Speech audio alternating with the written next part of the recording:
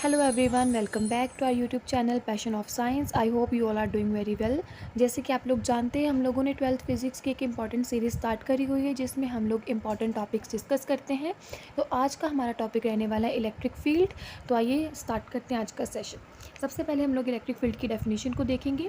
It is defined as the force experienced by a unit positive charge, और इसको हम लोग ऐसे भी डिफाइन कर सकते हैं, the space around which the effect of charge can be felt out. अब देखिए ये डेफिनेशन क्या बता रहा है।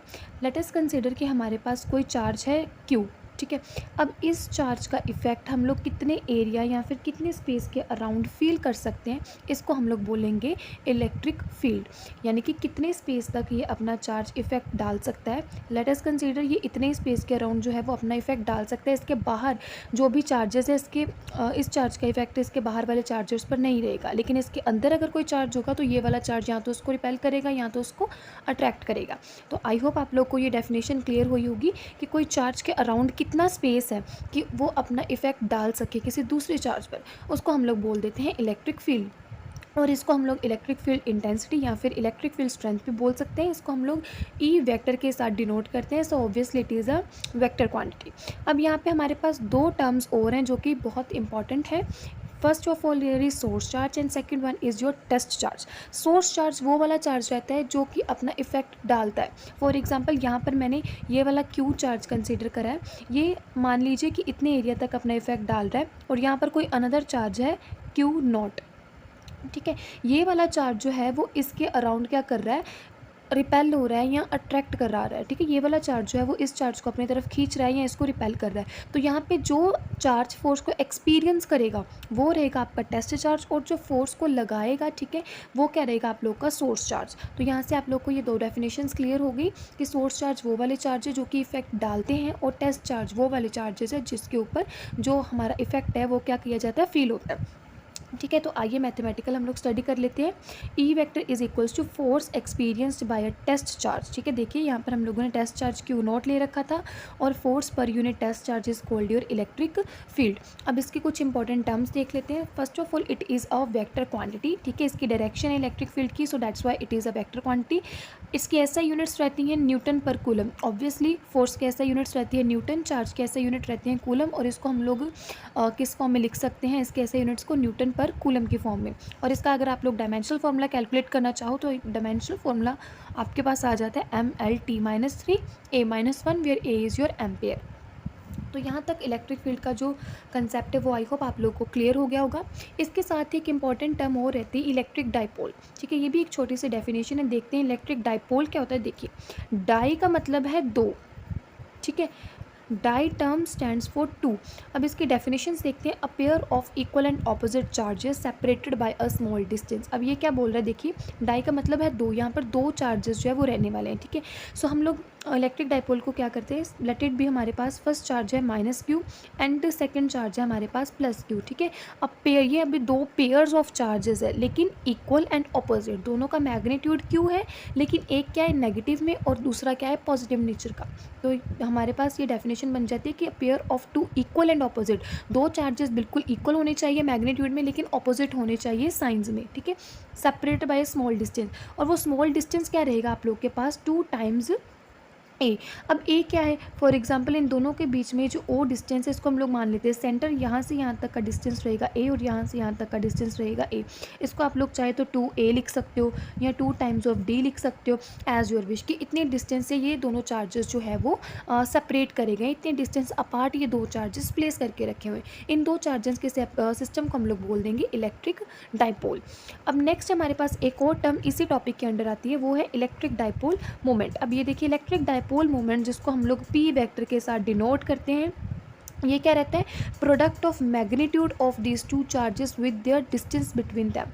अब देखिए इन दोनों चार्जेस के ऊपर मैग्नीट्यूड क्या है q, और इन दोनों का डिस्टेंस कितना था 2 टाइम्स a। तो अगर हम लोग डिस्टेंस और इनका मैग्नीट्यूड दोनों को मल्टीप्लाई कर देंगे तो हमारे पास एक न्यू क्वांटिटी निकल के आती है जिसको हम लोग बोल देते हैं इलेक्ट्रिक डाइपोल मोमेंट, और obviously it is a vector quantity, ठीक है। तो आई होप आप लोग को इलेक्ट्रिक डाइपोल और इलेक्ट्रिक डाइपोल मोमेंट का कंसेप्ट जो है वो क्लियर हो गया होगा। तो नेक्स्ट टॉपिक हम लोग देखते हैं electric field due to a point charge. अब इस टॉपिक को हम लोगों ने मैथमेटिकली इलेक्ट्रिक फील्ड का जो एक्सप्रेशन है वो डिराइव करना है इस टॉपिक में। तो एक क्या करेंगे हम लोग, पॉइंट चार्ज के अराउंड कंसीडर करेंगे कि इलेक्ट्रिक फील्ड जो है वो कितना आता है। तो देखिए सबसे पहले हमारे पास क्या है, एक सोर्स चार्ज Q, ठीक है। So this is a source charge. मैंने पहले ही बता दिया कि सोर्स चार्ज क्या रहता है और टेस्ट चार्ज क्या रहता है। और this is a test charge. हमने एक्सप्रेशन फाइंड आउट करना है कि ये सोर्स चार्ज इस टेस्ट चार्ज के ऊपर कितना जो है वो इफेक्ट डाल रहा है, यानी कि हम लोगों ने इलेक्ट्रिक फील्ड का एक्सप्रेशन फाइंड आउट करना है एट पॉइंट P, ठीक है। अब देखिए ये सोर्स चार्ज है, ये टेस्ट चार्ज है, दोनों के ऊपर जो साइन है वो क्या है, प्लस का। So both of them are of equal nature. अगर ये दोनों इक्वल नेचर के हैं तो ऑब्वियसली जो सोर्स चार्ज है वो टेस्ट चार्ज को क्या करेगा, रिपेल करेगा, मतलब उससे दूर भेजेगा अपनी तरफ से।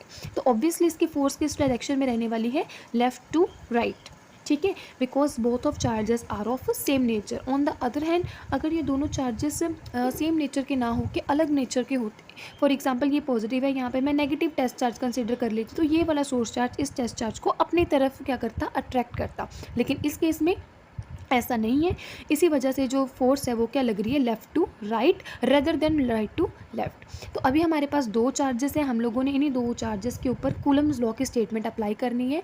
लास्ट सेशन में हम लोगों ने कूलम्स लॉ डिस्कस करा था। कूलम्स लॉ क्या कहता है, the force between the two charges is equal to 1/4 pi epsilon nought product of this two charges. अब इन दोनों चार्जेस का प्रोडक्ट क्या है, Q nought and distance, square of distance between them. Let us consider इन दोनों के बीच में जो डिस्टेंस है, let it be small r। तो यहाँ पे क्या आ जाएगा, स्मॉल r का स्क्वायर। तो this is your first equation, ठीक है।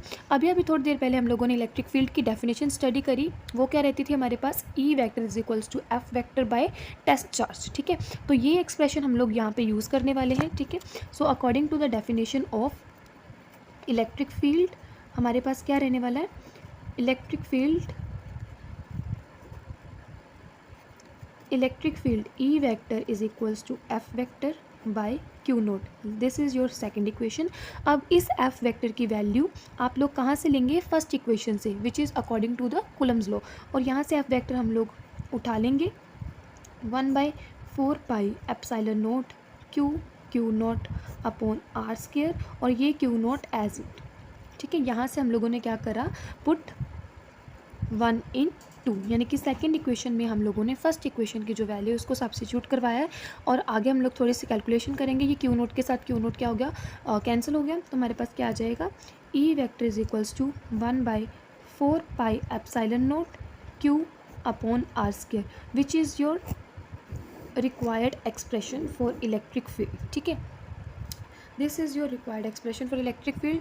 अगर हमने इस इक्वेशन को और भी अच्छे फॉर्म में मॉडिफाई करना है तो आप लोग देख सकते हो, लेफ्ट हैंड साइड में क्या आप लोग के पास वेक्टर क्वांटिटी है, लेकिन राइट हैंड साइड में जो टर्म चल रही है वो क्या, एक स्केलर क्वांटिटी है, ठीक है। Because charge is a scalar and distance is also scalar, और ये टर्म तो कॉन्स्टेंट है। तो दोनों के बीच में अगर कंपनसेट करना है, मतलब बैलेंस क्रिएट करना है, तो यहाँ पर आप लोग लिख सकते हो R cap, where R cap is your unit vector, ठीक है, जिसका मैग्नीट्यूड कितना रहता है 1। तो अगर आप इसको यहाँ पे मल्टीप्लाई भी करवा दोगे तो इस इक्वेशन को कोई भी ज़्यादा फर्क जो है वो नहीं पड़ेगा, ठीक है। तो this is your required expression for electric field due to a point charge. ये क्या रहता है आप लोग के पास, 1/4 pi epsilon naught charge upon distance का स्क्वायर, ठीक है। तो this is your required expression. I hope आप लोगों को आज का सेशन जो है वो क्लियर हुआ होगा। ऐसे और वीडियोस को देखने के लिए please do subscribe to my channel. अगर आप लोग चैनल पे नए हो तो इसको please like share and subscribe करिएगा। और जल्दी हम लोग मिलेंगे ऐसे ही इम्पॉर्टेंट टॉपिक्स के साथ। तब तक के लिए goodbye, thank you so much for watching.